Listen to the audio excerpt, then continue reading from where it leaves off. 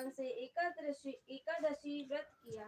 प्रातः स्नान, व्रत संकल्प, भगवान विष्णु की पूजा, दिन भर उपवास, कथा श्रवण और रात्रि जागरण। चला लो तो भेजाओ देखो। भगवान विष्णु राजा की भक्ति से प्रसन्न हुए और सर्पन में दर्शन देकर बोले, हे राजन, तुम्हारे इसको सपन, हाँ सपन में दर्शन देकर बोले, शांति से बैठो। हे राजन, तुम्हारे सभी पाप नष्ट हो गए हैं। अब तुम्हारे राज में सुख समृद्धि लौटेगी। बैठो, वहाँ भगवान की कथा है। लौटेगी। कुछ ही समय में वर्षा हुई, फसलें लहलाई, थैंक यू सोनू भैया हुए और प्रजा सुखी हो थैंक यू गई। राजा और प्रजा ने जीवन भर एकादशी व्रत को श्रद्धा से किया। इस प्रकार एकादशी व्रत से पापों का नाश, रोग दुख दूर, राजवा परिवार में सुख, भगवान विष्णु की कृपा प्राप्त होती है। हो गया। इतनी छोटी कथा, बड़ी छोटी थी। हो गई कथा, बड़ी इतनी छोटी कथा, 2 मिनट का।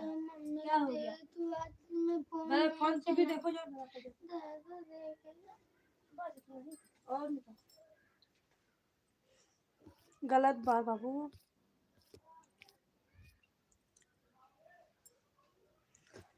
थैंक यू सोनू भैया।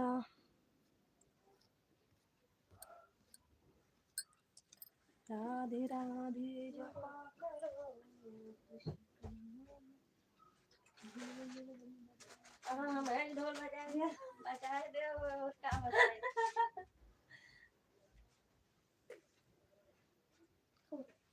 हरे कृष्णा कृष्णा हरि हरि, हरि राम राम राम हरि हरि। श्री कृष्ण गोविंद हरे मुरारी, हे नाथी नारायण वासुदेवा। ज्यादा ये तुम समझ नहीं रहे हो। ये देखो ये क्या कर रहा है। मत करो ऐसे। लो आ गया। आगे दूसरा सुनो।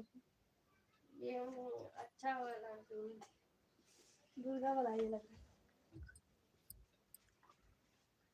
जय माता दी, जय माता दी।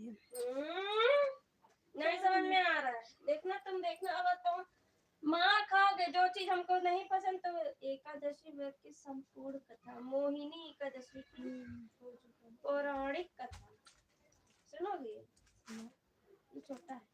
हाँ तो सही रहता है। सारे व्रत के कथा रहता है। मेरा में एक ही कथा है ना, पूरी लंबाई है। व्रत की संपूर्ण कथा, राजा पूरी वाला अम्बरीश लिखा ना, अम्बरीश और दुर्वासा ऋषि की कथा। प्राचीन काल में अयोध्या नगरी में राजा अम्बरीश नामक एक प्रतापी और धर्मात्मा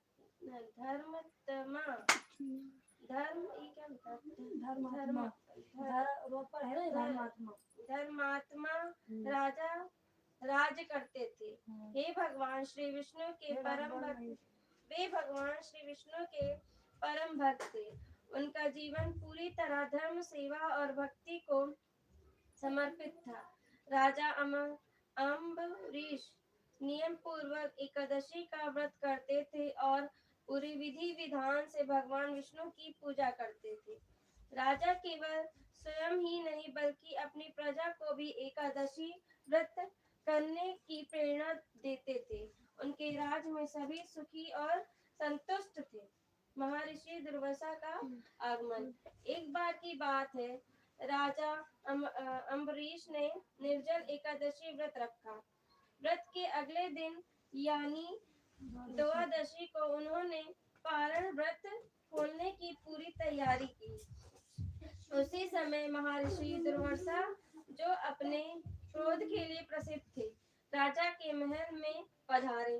राजा उन्हें बड़े सम्मान से आमंत्रित किया और भोजन करने का निवेदन किया। दुर्वासा ऋषि ने कहा, मैं स्नान करके आता हूँ, तब भोजन करूंगा।